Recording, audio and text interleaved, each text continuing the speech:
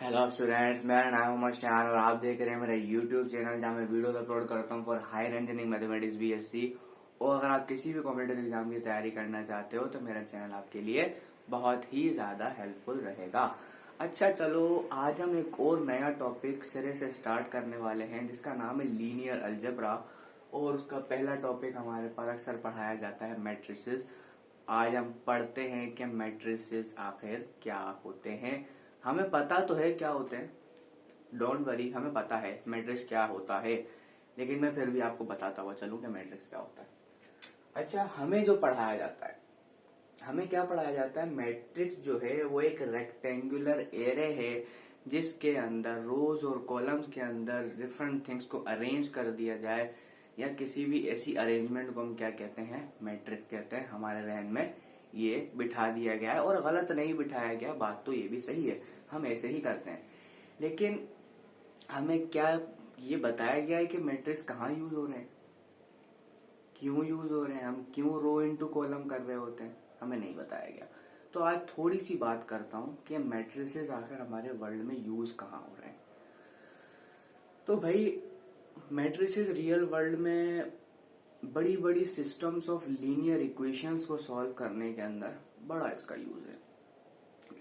Computer graphics में इसका बहुत बड़ा यूज है, इकोनॉमिक्स फील्ड में इसका बहुत बड़ा यूज है, और तो और डिफरेंशियल इक्वेशंस भी इससे आप सॉल्व कर सकते हो, पार्शियल वाली और डिफरेंट दीगर डिफरेंशियल इक्वेशन आप इससे सॉल्व कर सकते हो। तो बेसिकली मैट्रिसेस सिर्फ रो इनटू कॉलम का नाम नहीं है, ये काफी सारी जगहों पर यूज भी होता है और इसको बड़े बड़े सिस्टम्स के अंदर सॉल्व करने के लिए यूज किया जाता है। मानो अगर मैं आपसे कहता हूं कि मैंने कहा 2 पेन और 3 रबर्स, इनकी जो प्राइस है वो 50 के बराबर है। क्या एक्स को मान लो वो कॉस्ट ऑफ पेन है और वाई को मान लो वो कॉस्ट ऑफ रबर है। तो इन दोनों की अगर 2 पेन और 3 रबर की प्राइस जो है वो 50 है। अब मैं देखो रियल लाइफ में आ रहा हूँ, ऐसा होता है, हम दुकान पे जाते हैं, ऐसा होता है। अगर आपसे कहूं कि 3 पेन और 4 रबर की प्राइस जो है वो 80 है, मैंने सपोज कर लिया, दो सिस्टम इक्वेशन बना लिया, क्या मैं इसको मैट्रिक्स फॉर्म में इस तरीके से लिख नहीं सकता, 2 3 3 4 into x and y is equals to 50 times 80। तो मैंने एक छोटा सा आपको रियल वर्ल्ड एप्लीकेशन दिया कि इक्वेशंस बनाई और रियल वर्ल्ड से कनेक्ट हुए। कनेक्ट होने के बाद हम इसके एक्स और वाई की वैल्यू निकाल लेंगे तो हमें यहाँ से पता चल जाएगा कि क्या, कि एक पेन की और एक रबर की जो कीमत है वो कितनी कीमत है। ऐसे ही है, यहाँ से हम आराम से पता कर सकते हैं। अच्छा, इस चीज के लिए जरूरी नहीं कि मैं मैट्रिसेस ही यूज करूं। दो इक्वेशन है, सिंपली मैं साइमल्टेनियस भी सॉल्व कर सकता था, मैंने मैट्रिसेस ही क्यों यूज किया।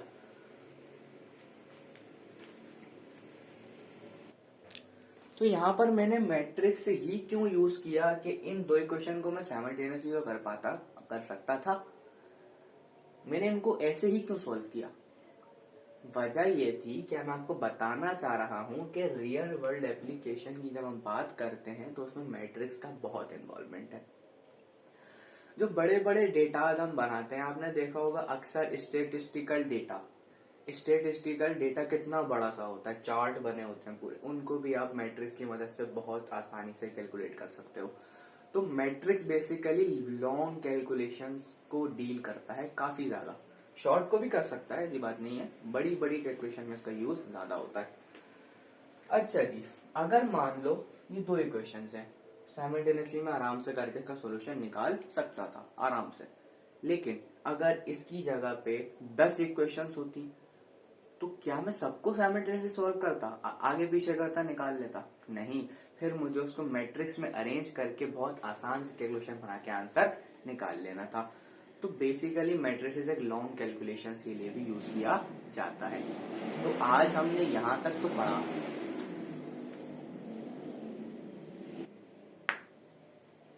चलो भाई, यहां तक हमने पढ़ लिया कि मैट्रिक्स कैसे यूज होता है, कहाँ यूज होता है। तो अब हम पढ़ते हैं कि मैट्रिक्स होता क्या है। वही वाली बात जो आपके दिमागों में बसी हुई है, क्या बसी हुई है कि मैट्रिक्स एक रेक्टेंगुलर एरे होता है जो कि रोज और कॉलम्स के अंदर लिखने में मदद करता है, अरेंजमेंट्स करने में मदद करता है। चलो भाई, वही चीज मैं आपके सामने यहाँ बनाकर दिखा देता हूँ। डेफिनेशन से हमारा कोई वास्ता नहीं होता, ओनली कॉन्सेप्ट इज पावर।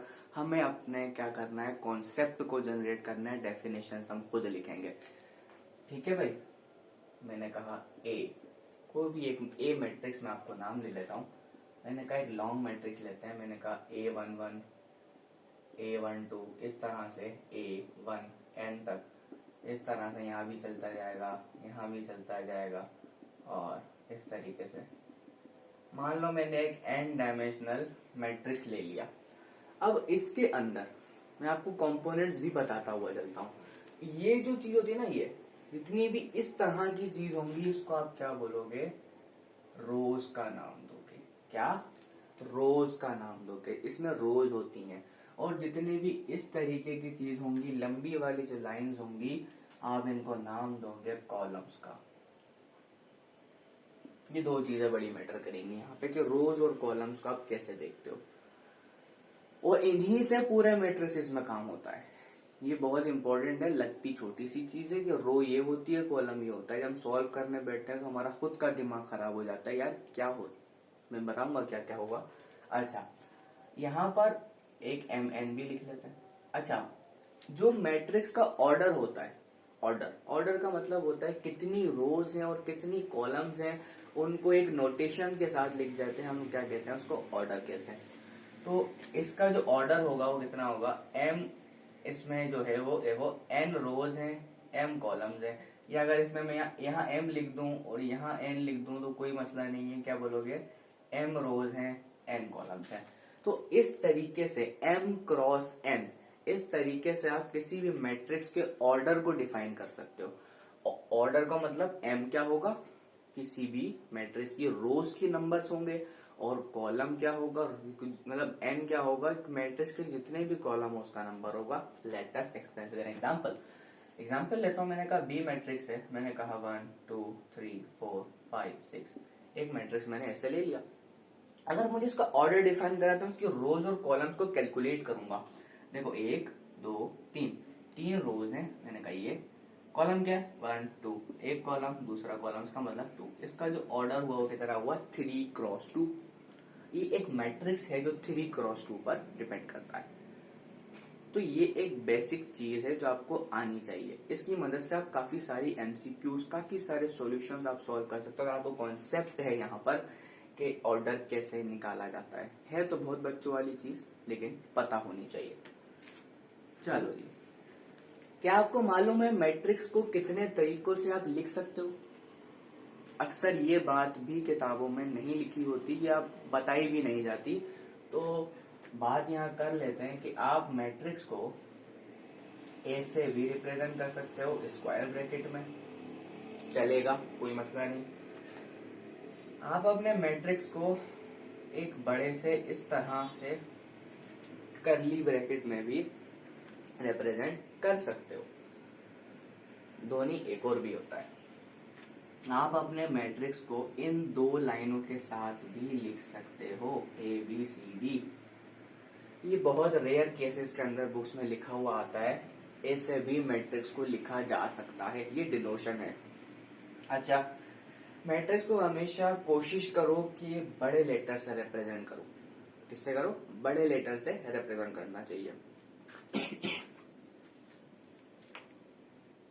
नहीं भाई, बड़े लेटर से इसको रिप्रेजेंट कर देते हैं हम, तो ये क्या कहलाता है, मैट्रिक्स कहलाएगा।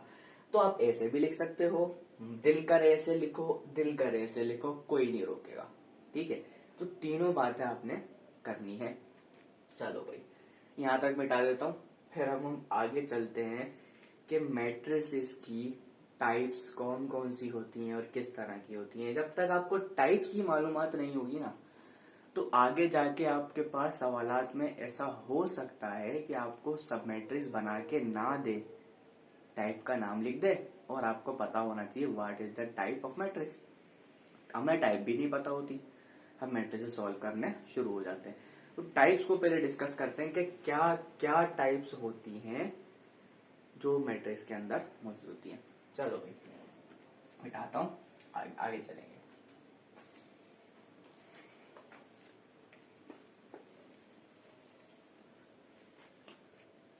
देखो बेटा, सबसे पहली और बेसिक टाइप आपके पास आ जाती है, इसका नाम होता है रो मैट्रिक्स। क्या नाम होता है? Row matrix.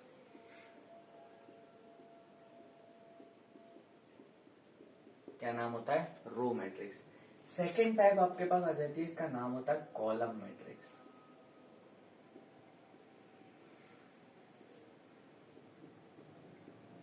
Third main type आपके पास आ जाती है, जो कि आपको हर जगह तंग करेगी, इसका नाम होता है स्क्वायर मैट्रिक्स।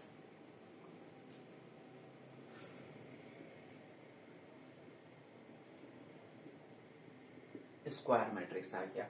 इसके बाद इसकी शेप को चेंज कर देता हूं मैंने कहा रेक्टेंगुलर मैट्रिक्स।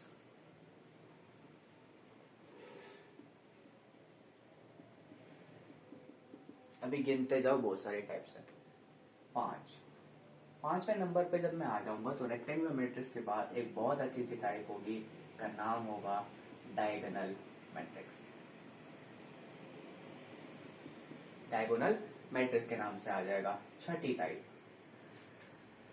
तो छठी टाइप आपके पास क्या होगी, जो कि आपके पास पता होना चाहिए, आइडेंटिटी मैट्रिक्स भी एग्जिस्ट होता है। सातवीं टाइप नल मैट्रिक्स, या दूसरे अल्फाजों के अंदर इसको जीरो मैट्रिक्स भी कहते हैं। ठीक है बेटा, आपको टाइप का मालूम होना चाहिए। बहुत सारी जगह ऐसा भी पूछ सकता है कि पूछ लिया जाता है what are the types and define the types of matrices, तो आपको मालूमात होनी चाहिए इस बारे में। फिर आ जाता है आपके पास 8th नंबर पर, जिसका नाम होता है स्केलर मैट्रिक्स। ठीक है भाई, 9वें नंबर पे मैं रैंक करवा दूंगा सिंगुलर मैट्रिक्स।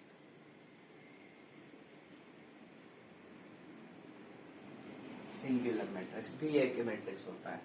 10वें नंबर पे मैं आपके पास रैंक करवाता हूं, मान लो upper triangular matrix.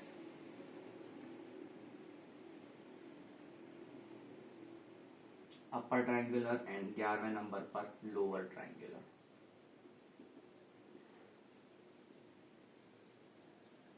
Lower triangular matrix भी होता है।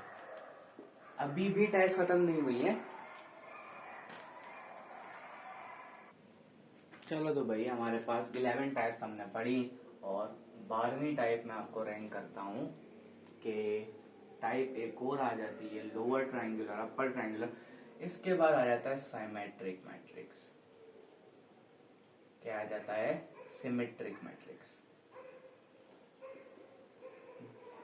13 के ऊपर एक मैट्रिक्स ऐसा भी होता है, इसको हम कहते हैं स्क्यू सिमेट्रिक।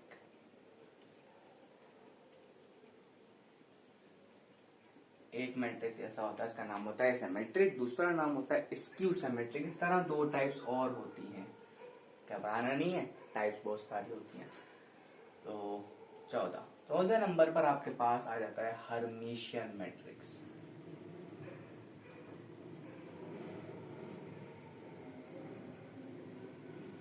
इसको हम समझने के लिए, खास तौर पे बॉयज जो आजकल के होते हैं, इसको समझने के लिए हरामी मैट्रिक्स का नाम भी दे देते हैं। तो हर्मिशियन मैट्रिक्स होता है बेसिकली, इसको हम हरामी मैट्रिक्स के नाम से भी जानते हैं, बस आपको याद रखवाने के लिए, बाकी और कोई मतलब रॉकेट साइंस या नहीं की। 15वीं टाइप स्क्यू हर्मिशियन, यानी उससे भी ज्यादा समझ सकते हो क्या होगा, skew Hermitian matrix.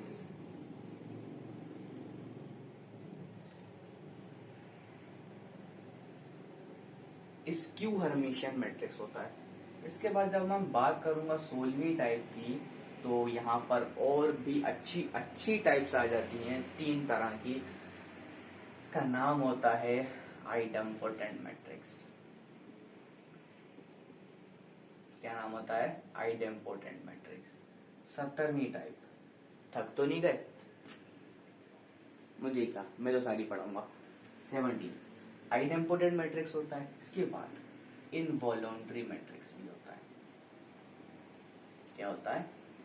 Involuntary matrix भी होता है। इसके बाद 18वां नंबर, मान लो पीरियोडिक मैट्रिक्स भी होता है। पीरियोडिक से पहले हम पढ़ेंगे निलपोटेंट मैट्रिक्स। निलपोटेंट मैट्रिक्स भी होता है। क्या होता है? निलपोटेंट मैट्रिक्स भी होता है। बात करेंगे 19वीं टाइप की, का नाम होगा पीरियोडिक मैट्रिक्स। एक पीरियोडिक मैट्रिक्स भी होता है। बात करेंगे 20वीं टाइप की। मुझे पता है आप थक रहे हो, लेकिन सुनते जाओ। इनका बड़ा काम है मैट्रिक्स थ्योरी को सीखने में, तो जब तक ये नहीं आएंगे काम नहीं बनेगा। ठीक है भाई, पीरियोडिक मैट्रिक्स भी होता है। और इसके बाद एक वेल नोन टाइप में तो बताने ही भूल गया, इसका नाम होता है ऑर्थोगोनल मैट्रिक्स। Orthogonal matrix. ठीक है भाई, यहाँ मैंने 20 टाइप्स को यहाँ डिस्कस कर दिया कि कौन कौन सी टाइप्स होती हैं मैट्रिक्स की। ये आपकी सेहत के लिए आई थिंक काफी है। इससे ज्यादा करूंगा तो आप परेशान हो जाओगे, तो 20 तक मैं हो गया था। तो उसका स्क्रीनशॉट ले लो, ताकि मैं आपको एक एक करके डिफाइन कर दूं कि what are the types of matrices, क्या क्या इसमें फंक्शंस होंगे।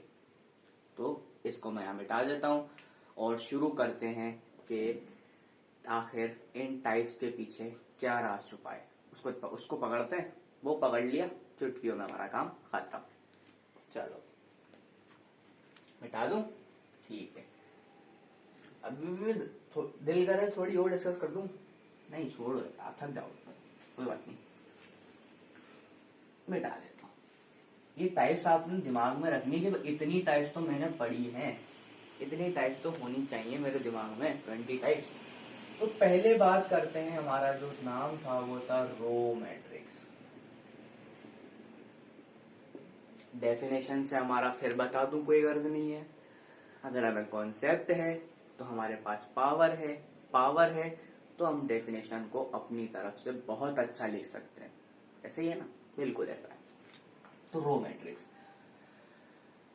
ऐसा मैट्रिक्स, रो मैट्रिक्स नाम सुनते ही पता चल रहा है इसमें रो होगी।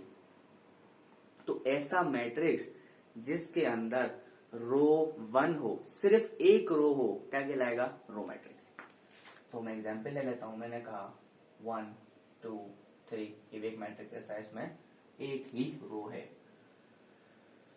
तो ऐसा मैट्रिक्स आपके पास क्या कहलाएगा? सिंपली क्या कहलाता है? Row matrix. दूसरे की बात करेंगे, दूसरा आता है कॉलम मैट्रिक्स।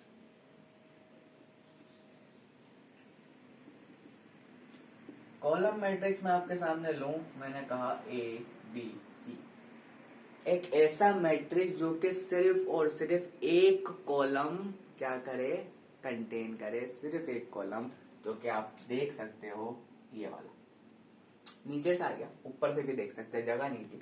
तो एक कॉलम है, एक कॉलम की वजह से मैं क्या बोलूंगा इसको? This is my column matrix. ठीक हो गया, यहां तक समझ में आती है आप सब लोगों के? अच्छा, इसका ऑर्डर डिफाइन करना हो, क्या करोगे? देखो, एक column, 2 column, 3 column, 1 row, 1 cross 3, this is order of the matrix. इसका क्या होगा? 3 रोज हैं और एक कॉलम है, तो 3 क्रॉस 1। ये देखते हुए चलो ना यार, हर चीज का कॉन्सेप्ट सेम रहेगा, चेंज नहीं होने वाला। तीसरी बात करते हैं वेल नोन टाइप्स, का नाम है स्क्वायर मैट्रिक्स। इसके आगे मैं आपको हिंट देता हूं कि M = N। क्या हुआ? इसका मतलब ये हुआ रोज और कॉलम्स की तादाद होगी इसमें बराबर होगी। यानी 2 रोज हैं तो 2 ही कॉलम्स होंगे, 1000 रोज हैं तो 1000 ही कॉलम्स होंगे। इस टाइप का मैट्रिक्स क्या कहलाएगा? स्क्वायर मैट्रिक्स कहलाएगा। जो कि मैं यहाँ पे आपको एग्जाम्पल दे भी देता हूँ। मैंने कहा 2 एग्जाम्पल ले लेता हूँ। चलो, मैंने कहा A B C D, देखो 2 ही रोज हैं, 2 ही कॉलम से, क्या हुआ? स्क्वायर मैट्रिक्स हुआ। बात करते हैं B की। मैंने कहा A B C D E F G H I, इस बहाने हमें ABCD भी याद हो जाएगी। अगर आप भूल गए हो तो याद कर लेना। अच्छा, इसमें जरूरी नहीं ABCD में अलिफ बे भी लिख सकता हूँ, कोई मसला नहीं है। मेरे को मेरे एलिमेंट से मतलब है, एंट्री से मतलब है। तो भाई क्या हो गया? स्क्वायर मैट्रिक्स हमने पढ़ लिया। इसके बाद आ जाते हैं what is the diagonal matrix. Diagonal matrix. तो बच्चों डायगोनल मैट्रिक्स आखिर क्या होगा, यहाँ सुनते हुए चलना। मैंने कहा ए, इसकी एग्जाम्पल के साथ मैं आपको बात करूंगा। मैंने कहा ए बी सी, ये लिखा 0 0 0 0 0 0, ये मैट्रिक्स मैंने बना लिया। तो क्या मैं इसको डायगोनल मैट्रिक्स बोल सकता हूँ? हाँ, मैं बिल्कुल इसको डायगोनल मैट्रिक्स बोल सकता हूँ। नहीं क्या डायगोनल मैट्रिक्स का मतलब ही यही हुआ कि सारी एंट्री 0 हो एक्सेप्ट डायगोनल, क्या कहलाएगा? डायगोनल मैट्रिक्स कहलाएगा। याद रखना है, यहाँ पे याद रखना एक बात कि ए कभी भी बराबर नहीं होगा बी के, या कभी बराबर नहीं होगा सी के। यार मतलब कोई भी एक चीज यहाँ डिफरेंट होगी ए बी सी में से, तो आप इसको डायगोनल बोलोगे। अगर खुदा ना खास्ता ये तीनों चीजें सेम हो जाती हैं तो एक और टाइप बन जाती है, इसका नाम आता है स्केलर मैट्रिक्स, जो कि मैं आपके पास बताता हुआ चलता हूं। मैंने कहा एक और टाइप आ जाती है स्केलर मैट्रिक्स की। स्केलर मैट्रिक्स बेसिकली आपके पास, for suppose B is equals to, एक मैट्रिक्स ले लेता हूं। मैंने कहा ए ए ए 0 0 0 0 0 0। अब देखो मैंने क्या ए बी सी तीनों एलिमेंट ले लिए। अब ये तीनों के तीनों अगर सेम है और same to same diagonal matrix की कॉपी है, क्या बोलोगे बेटा? क्या बोलोगे? क्या बोलोगे? यही तो पूछ रहा हूँ। स्केलर मैट्रिक्स बोलोगे ना यार, सिंपल सी बात है। तो यहां तक मैंने पढ़ा और समझा, होप सो समझ में आ रहा होगा। इसके बाद हम कुछ एक नई टाइप्स पढ़ते हैं। आज की वीडियो में हम चलो सारी पढ़ लेते हैं, कंसाइजली पढ़ाऊंगा, ठीक है भाई? क्योंकि आप ज्यादा पढ़ने से बोर हो जाते हो ना, सिर्फ कंसाइजली पढ़ो, कॉन्सेप्ट लो, अपना काम चलाओ, बहुत है। ज्यादा पढ़ोगे थक जाओगे। चलो भाई, ये हो गया 5। अब मैं आता हूँ छठी टाइप पर, जो कि बहुत ही अच्छी टाइप है, का नाम होता है आइडेंटिटी मैट्रिक्स।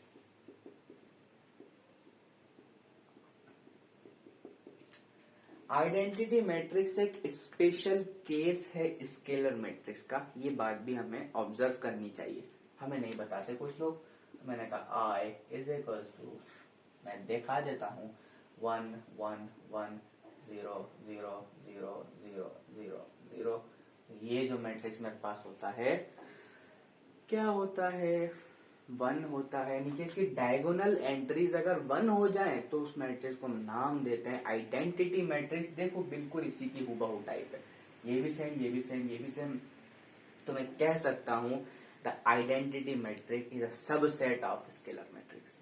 बहुत अच्छा पॉइंट ऑफ व्यू है, यहाँ पर नोट कर लेना कि स्केलर मैट्रिक्स का सबसेट होगा, क्या होगा? आइडेंटिटी मैट्रिक्स आप बोल सकते हो।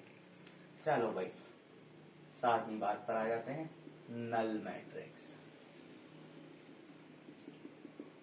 क्या कहते हैं? Null matrix.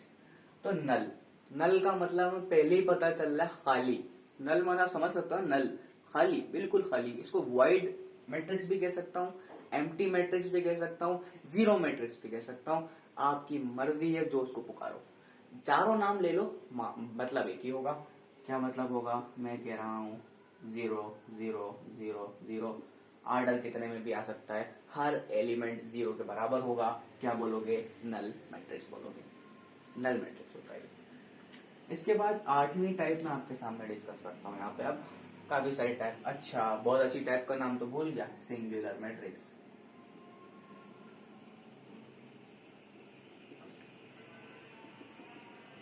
सोचते हुए चलते हैं कि क्या है ये सिंगुलर मैट्रिक्स। मान लो मैं आपके सामने एक मैट्रिक्स लेता हूं, मैंने कहा ए बी सी डी। अगर अगर हो सकता है 3x3 में हो, 4x4 में हो, 1000x1000 में हो, कोई फर्क नहीं पड़ता। अगर उस मैट्रिक्स का डिटर्मिनेंट अगर 0 के बराबर आ जाता है, अगर इस मैट्रिक्स का डिटर्मिनेंट जो कि हम आगे निकालना सीखेंगे भी, उसका वो अगर 0 आ जाए, तो आपके पास जो मैट्रिक्स होगा वो सिंगुलर कहलाता है।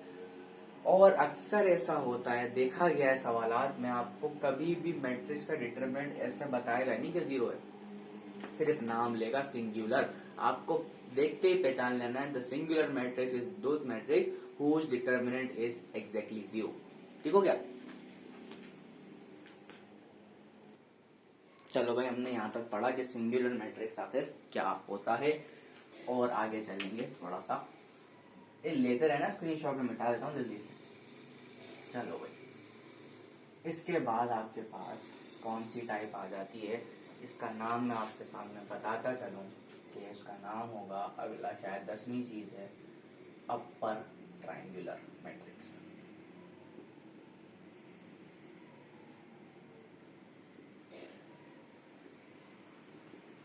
अपर ट्रायंगुलर मैट्रिक्स आपके पास एक ऐसा मैट्रिक्स होता है जो कि इस तरह का लिखा हो।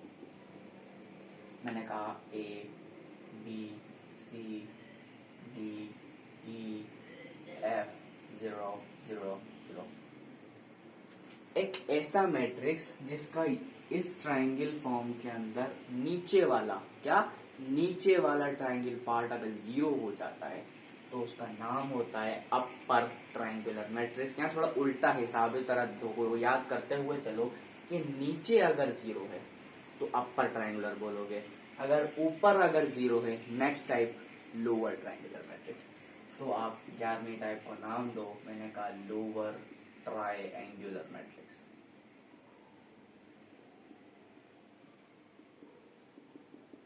तो लोअर ट्रायंगुलर मैट्रिक्स बेसिकली क्या होगा, मैंने बोला बी, देखो मान के चलता हूं, मैंने कहा A B C D E F 0 0 0, एक ऐसा मैट्रिक्स आपके पास क्या कहलाएगा, द लोअर ट्रायंगुलर मैट्रिक्स कहलाएगा। ये बात आपने ध्यान में रखते हुए चलिए, यहां तक नोट करो। तो लोअर ट्रायंगुलर मैट्रिक्स के पास क्या होता है, इसका ये वाला देखो, और से देखना, ये वाला पार्ट अगर 0 हो जाता है तो आप क्या कहते हो, this is called the lower triangular matrix. ठीक हो गया? आगे चलेंगे थोड़ा सा। 11 टाइप्स तो हमने पढ़ लिए, बाकी अच्छी अच्छी टाइप्स रह गई हैं, इसको हम बात भी करेंगे आगे चल के।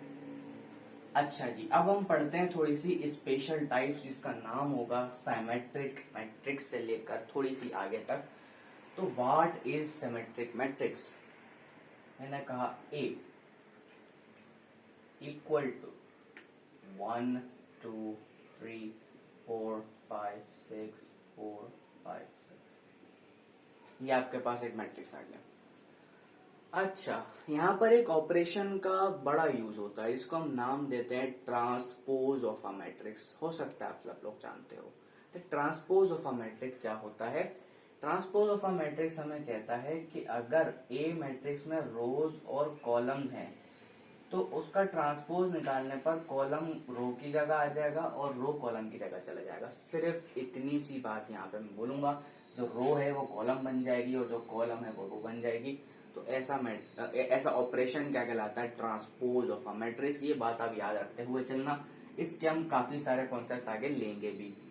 तो भाई देखो, मैट्रिक्स ए है, अगर कोई ऐसा मैट्रिक्स हो, प्रॉपर्टीज पे ज्यादा ध्यान देना है, सॉल्यूशन आप खुद करोगे, डेफिनेटली मैं आपको गारंटी के साथ कह सकता हूं सॉल्यूशन आपको आता है, आपको कॉन्सेप्ट नहीं है, ये बात याद रखते हुए चलना। अच्छा, ए कोई भी एक ऐसा मैट्रिक्स जिसका आपने ट्रांसपोज कैलकुलेट किया और वो उस पर कुछ भी रद्दी बराबर फर्क ही नहीं पड़ा, मतलब जो था वही असल हालत में आ गया। जैसे कि मान लो, हम अक्सर कैलकुलस में पढ़ते हैं the derivative of e power x is equal to e power x. तो मतलब ढीठ मैट्रिक्स है, ट्रांसपोज निकालोगे कोई फर्क नहीं पड़ने वाला इस पर। तो एक ऐसा मैट्रिक्स जिसका ट्रांसपोज निकालने पर कोई फर्क ना पड़े, क्या बोलोगे, this is called the symmetric matrix. ये बात आपने याद रखनी है। जब हम इसकी एक्सरसाइज करेंगे तो समझते हुए चलेंगे कि what is the symmetric and, मतलब सिमेट्रिक मैंने समझा तो दिया आपको, कॉन्सेप्ट यही लगाऊंगा, एग्जाम्पल कराऊंगा बाद में, तो समझते हुए चलेंगे। अब बात करते हैं स्क्यू सिमेट्रिक की। ये था सिमेट्रिक, यहां लिख देते हैं। अच्छा, सिमेट्रिक मैट्रिक्स बनाया भी जा सकता है। कैसे, मैं आपको तरीका बता देता हूँ। मैंने कहा देखो, ए मैट्रिक्स लो, उसको ऐड कर दो ए के ट्रांसपोज में और 2 से डिवाइड कर दो, उसको जो रिजल्ट आएगा वो डेफिनेटली क्या आएगा, एक क्या आएगा, एक इस मतलब सिमेट्रिक मैट्रिक्स आएगा। वैसे इसकी भी जरूरत नहीं है, आगे चल के मैं आपको एक और तरीका बताऊंगा, चुटकियों में सिमेट्रिक मैट्रिक्स बना के दिखाओगे आप, हर किसी को, मुझे नहीं, हर किसी को। स्क्यू सिमेट्रिक, तो बेटा स्क्यू सिमेट्रिक, मान लो मेरे पास कोई एक ऐसा मतलब मैट्रिक्स है, मैंने कहा एक मैट्रिक्स है, मैं ये क्लेम नहीं कर रहा कि ये बाकी स्क्यू सिमेट्रिक होगा। मैंने एक मैट्रिक्स यहाँ ले लिया, तो मैंने कहा अगर मैं बी का ट्रांसपोज कैलकुलेट करूं, अगर मैं बी का ट्रांसपोज कैलकुलेट करूं और वो -b के बराबर आ जाए, यानी कि कोई ऐसा मैट्रिक्स यहाँ बन जाए, उसमें से अगर मैं माइनस को कॉमन ले लूं, बाहर निकाल लूं, जाहिर सी बात है माइनस कॉमन निकालने से साइंस में चेंज आ जाता है, माइनस को कॉमन निकाल लूं, क्या होगा, वो दोबारा मैट्रिक्स वही बन जाए जो सवाल था, तो आप उसका नाम क्या दोगे, स्क्यू सिमेट्रिक मैट्रिक्स। क्या यहाँ पे क्या था, कोई फर्क ही ना पड़े, उसमें कोई कॉमन निकालने का चक्कर नहीं था, लेकिन इसके अंदर अगर आपने बी का ट्रांसपोज लिया और उसमें से माइनस कॉमन निकालने के बाद आपके पास जो टर्म बनी वो आपका सवाल बना, तो this is called the skew symmetric matrix. ये दोनों बहुत अच्छे हैं और इसको भी बनाया जा सकता है, a minus A transpose divide by 2 करके आप बना सकते हो, चेक कर लेना, बन जाएगा। चलो भाई, यहां तक मैंने पढ़ लिया, समझ में आ गया होगा। डेफिनेशन में कोई गर्ज नहीं है, कॉन्सेप्ट लो बस, काफी आपके लिए। हमें स्मार्ट वर्क ज्यादा करना होता है, हार्ड वर्किंग क्या करेंगे करके, कुछ नहीं होने वाला, दिमाग से काम लो, कॉन्सेप्ट लो, सवाल करो, बस खत्म। चलो भाई, अब आपके पास आ जाता है द वेल नोन मैट्रिक्स, इसका नाम होगा आइडेम्पोटेंट मैट्रिक्स।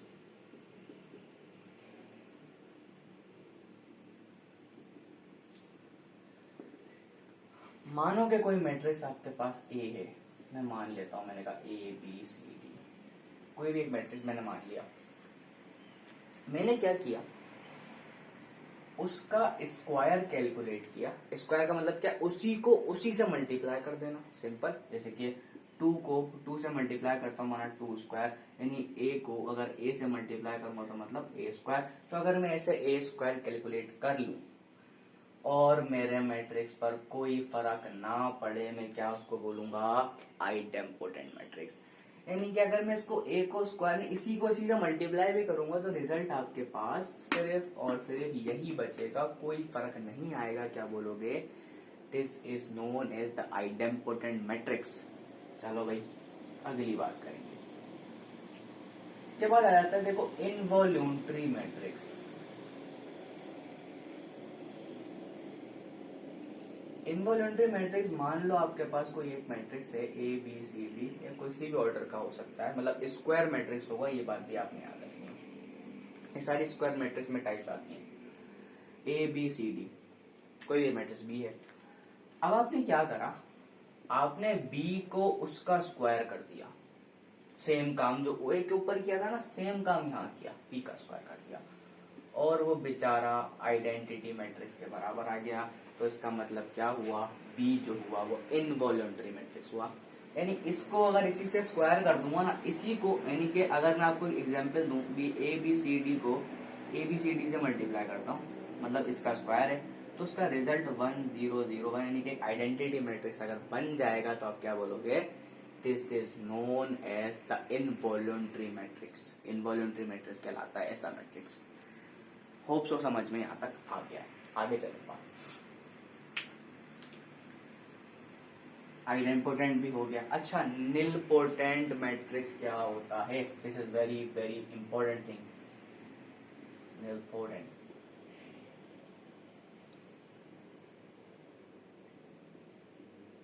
देखो बेटा, निलपोटेंट मैट्रिक्स एक बहुत अच्छा मैट्रिक्स होता है। मान लो आपके पास दोबारा से कोई एक मैट्रिक्स है ए बी सी डी, आपके पास a⁴n अगर 0 आ जाए, क्या, यानी आपको a को n दफा मल्टीप्लाई करो। अब n कितना भी हो सकता है, 1 2 3 4 5 6, यानी n belongs to the positive integers.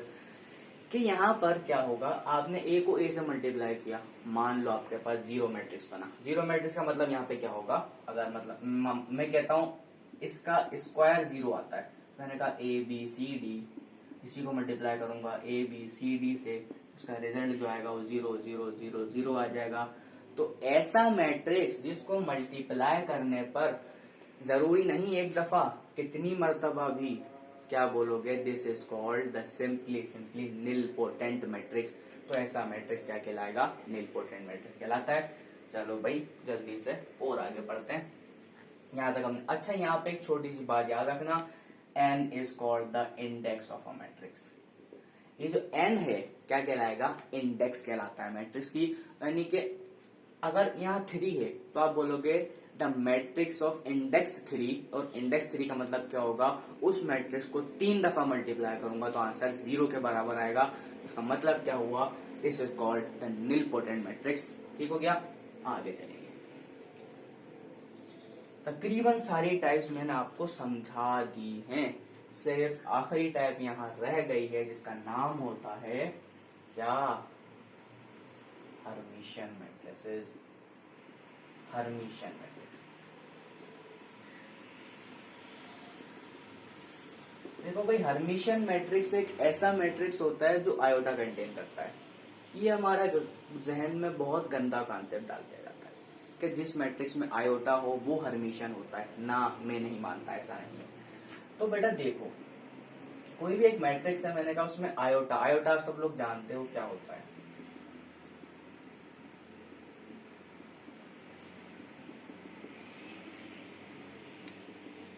मैंने बोला कोई एक मैट्रिक्स है, अब मैं इसको हर्मिशियन बोलूंगा जब, हर्मिशियन ऐसे नहीं बोल सकता, हर्मिशियन मैं इसको बोलूंगा कब, जब इसका ए बार, ए इसका कॉन्जुगेट आप निकालना जानते होगे ना भाई, कॉन्जुगेट इसे निकालते हैं। अगर कोई ए है, मैंने कहा एक्स प्लस आयोटा वाई, इसका कॉन्जुगेट निकालूंगा तो रिजल्ट आएगा x minus iota y. Conjugate is this कहलाता है, आप सब लोग जानते होंगे। तो कॉन्जुगेट के बाद इसका ट्रांसपोज निकालूं तो मेरे पास मैट्रिक्स वो सेम बन जाए। प्रॉपर्टी वेरीफाई करोगे, ये प्रॉपर्टी अगर वेरीफाई कर दी, साफ बोलते हैं ना, this matrix is known as the Hermitian matrix. इसी तरह से बात करूंगा स्क्यू हर्मिशियन मैट्रिक्स